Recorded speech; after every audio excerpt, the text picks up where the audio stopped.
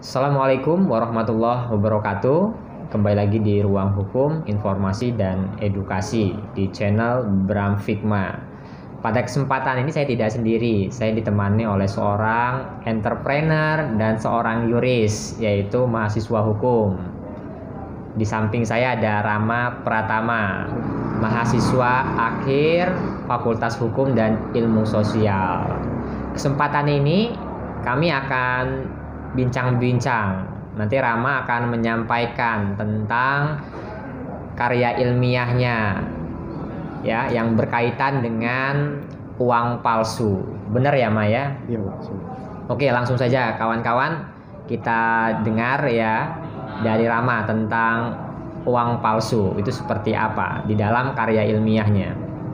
Mungkin Ma bisa diceritakan, Ma, tentang kronologisnya dulu.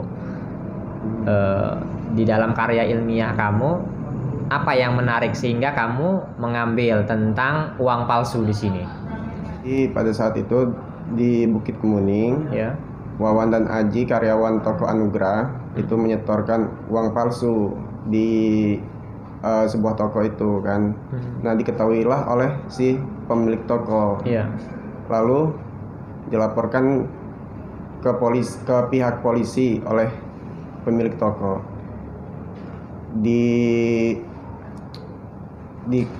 Lebih lanjuti oleh pihak polisian, lalu menyuruh Wawan dan Aji untuk menangkap pemilik uang palsu tersebut. Ialah Ibu Astuti selaku rumah tangga umur 24 tahun. Diajak bertemulah di Pasar Bukit Kemuning. Iya. Setelah Setelah bertemu di Pasar Bukit Kemuning, lalu polisi tersebut menangkap Ibu Astuti. Bu Astuti. Jadi di Bukit Kemuning itu ada warung, terus ada yang membelanjakan seperti Iya, Pak. itu uang palsu tersebut. Iya. Namanya Ibu Astuti ya, seperti itu. Itu sudah putus selama ya? Sudah Sudah. Berapa tahun, Ma? 15 tahun, Pak. 15 tahun. Iya. Putusan dari pengadilan negeri berapa? 15 tahun. Iya. Jadi cukup lama ya orang yang membelanjakan atau yang mendistribusikan uang palsu di sini. Iya. Jadi Ibu Astuti itu seperti apa, Ma? Dia membelanjakan uang palsu tersebut. Ya, itu dari mana? Dia bekerja sama dengan karyawan, Pak. Karyawan pemilik toko ialah Wawan dan Aji. Wawan dan Aji itu Karyawan toko tersebut. Terus? Nah, karyawannya itu menyetorkan ke pemilik toko tersebut, Iya. kan. Nah, diketahuilah oleh pemilik toko tersebut. Iya. Diusut punya usut, dapat dari mana kamu uang ini kan? Nah, oleh pihak polisian tersebut kan. Nah, dapat dari si Ibu Astuti, iya. yang mempunyai uang tersebut, uang palsu tersebut kan. Nah, lalu dipancing lah, Iya. kan, disuruh ketemuan di Pasar Bukit Kemuning. Nah, setelah ketemuan tersebut lah ditangkap Ibu Astutinya Ibu Astuti juga. itu. Jadi ada karyawan di toko itu juga itu terlibat juga seperti itu bisa Iya. dibilang ya. Oke. Ma, karena potret tentang masalah membelanjakan uang palsu tadi, kamu tertarik ya mengambil judul tersebut Iya. untuk menjadi karya tulis kamu seperti itu. Siap. Terus Mah, saya mau nanya Mah tentang masalah hukum ya, berdasarkan kamu penelitian dari permasalahan tersebut, dari potret tersebut, apa yang bisa kamu ambil? Bahwasannya jika orang melakukan tindak pidana uang palsu itu tidak satu orang, Pak, Ya, tapi berkelompok. berkelompok. Iya. Dan itu termasuk kejahatan kerah putih, Pak. Kerah putih, white crime color ya. Iya. Terus? Nah, kenapa dia bisa dibilang kejahatan kerah putih? Karena dia mempunyai faktor kecanggihan teknologi di situ, Pak. Karena yang bisa melakukan kejahatan kerah putih hanyalah orang-orang elit. Gitu. Terus Ibu Astuti tadi apa kerjanya, Ma? Dia ibu rumah tangga, Pak. Ibu Cuman rumah dia tangga. mungkin ada channel gitu kan untuk pemasukan uang. Mungkin juga dia mempunyai alat-alat teknologi tersebut. Gitu. Jadi Bu Astuti ini sudah melakukan kejahatan lah seperti itu satu. Iya. Terus yang kedua udah ditindaklanjutin, ya kan diproses hukumnya. Yang ketiga dia diputus oleh pengadilan negeri 15 tahun, benar. Nah, dari analisa kamu, ya Ibu Astuti tadi, berapa duit yang dia belanjakan uang palsu tersebut? Sebanyak Can 50 sebanyak 2 juta, Pak. 2 juta rupiah. Terus dia dihukum 15 tahun. Iya. Kalau kamu melihatnya sendiri dari perspektif kamu, ya kan, berdasarkan aturannya, yang kedua berdasarkan putusan hakim tersebut, apakah sudah sesuai Ibu Astuti itu dihukum ya atau divonis 15 tahun? Sesuai, Pak. Alasannya apa? Karena istilahnya untuk biar yang lain juga jerah gitu kan, para ini tindak kriminal itu juga jerah gitu kan, jangan semena-mena gitu. Kita diberi hukuman segitu agar jerah gitu. Terus di dalam penegakan hukumnya, kamu kan sudah melakukan penelitian ini, ya kan? Ada tidak faktor penghambat, ya kan, di dalam polisi melakukan penegakan hukum? Tadi di dalam proses penegakan hukum ada namanya lidik, ada sidik, penyelidikan dulu. Jadi kamu cerita penyelidikan, ya kan? Gambarannya bisa dapat Ibu Astuti, polisi melakukan pendidikan dulu, ya kan, terungkaplah seperti itu. Nah, ada tidak yang kamu perhatikan, yang kamu lihat faktor-faktor penghambatnya di dalam polisi melakukan penegakan hukum ini? Kalau kemarin itu kata Pak Gigi, faktor penghambatnya terutama materi, gitu kan. Yang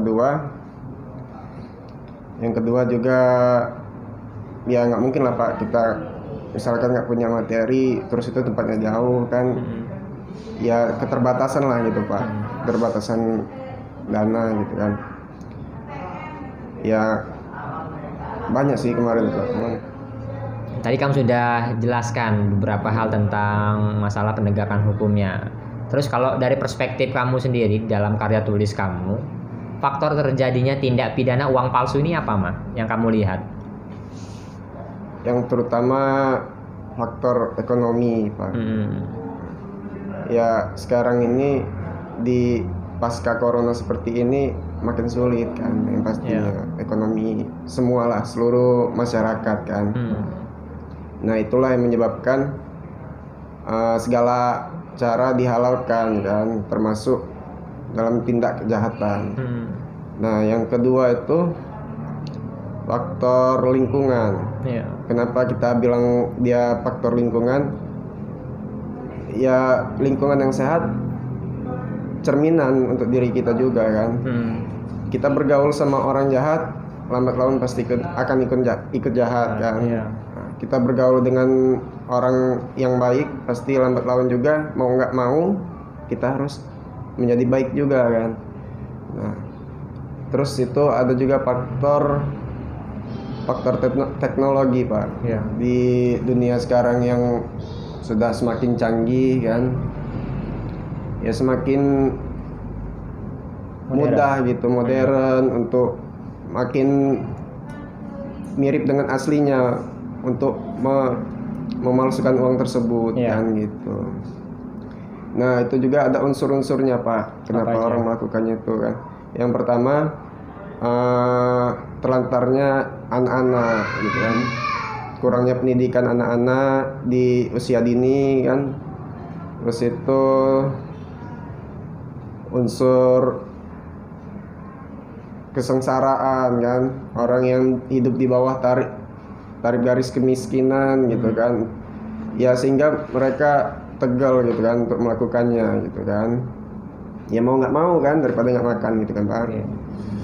Terus itu alkohol, nah minuman keras. Nah itu sangat berpengaruh kan, karena merusak jaringan otak manusia kan gitu. Terus itu sudah cukup lah. Tadi sudah bincang-bincang kita tentang masalah uang palsu. Kamu tertarik mendalami tentang uang palsu ini karena melihat di Bukit Kemuning seperti itu. Ada ibu yang membelanjakan uang palsu.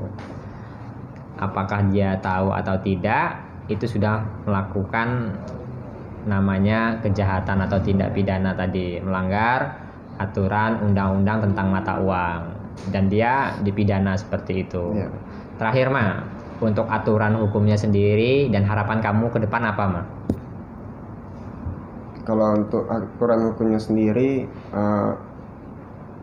sebenarnya kejahatan terjadi karena ada kesempatan, Pak. Ya, betul. Jadi menurut Rama pribadi, pihak kepolisian lebih memperketat gitu di tempat yang kira-kira kejahatan itu terjadi gitu kan. Seperti misalkan kalau mata uang, ya di tempat khalayak ramai gitu kan, seperti pasar gitu kan. Ya di pasar itu juga nggak ada loh Pak, misalkan ini kan polisi-polisi yang menjaga di situ untuk ngecek mata uang nih asli atau palsu. Iya, enggak, bukan gitu. Oh bukan. Kita lebih memperhatikan pendidikan kan? Polisi, petugas kepolisian harus menjaga di tempat titik-titik yang rawan tempat terjadinya tindak kejahatan tersebut kan. Yang ketiga, pendidikan orang tua sih yang terutama sejak kecil kan, karena itulah yang menggambarkan sosok anaknya yang akan tumbuh besar gitu kan. Kalau orang tuanya acuh tak acuh oleh anaknya, ya mau nggak mau kan, anaknya juga sejak dini tidak ada unsur pendidikan di dalam dirinya sendiri gitu. Oke. Udah mah itu aja. Udah Pak. Oke kawan-kawan, tadi kita sudah bincang-bincang dengan Rama Satria, seorang yuris mahasiswa hukum yang sedang menulis karya tulis ilmiahnya. Nanti kalau sudah selesai, udah seminar hasil dan ujian, nanti kamu bisa datang lagi ke sini menjelaskan ya kan secara konkret tentang kejahatan mata uang ya, atau tadi potretnya orang yang membelanjakan uang palsu ini dipidana seperti itu. Mungkin ke depan kamu bisa bahas tentang aturan hukumnya, ya kan, pasalnya, terus putusannya seperti apa secara konkret. Oke kawan-kawan, ini saja bincang-bincang kita pada kesempatan ini. Mungkin bisa memberikan informasi dan edukasi kepada kawan-kawan semua. Salam kepastian hukum, kemanfaatan dan keadilan. Wassalamualaikum warahmatullahi wabarakatuh.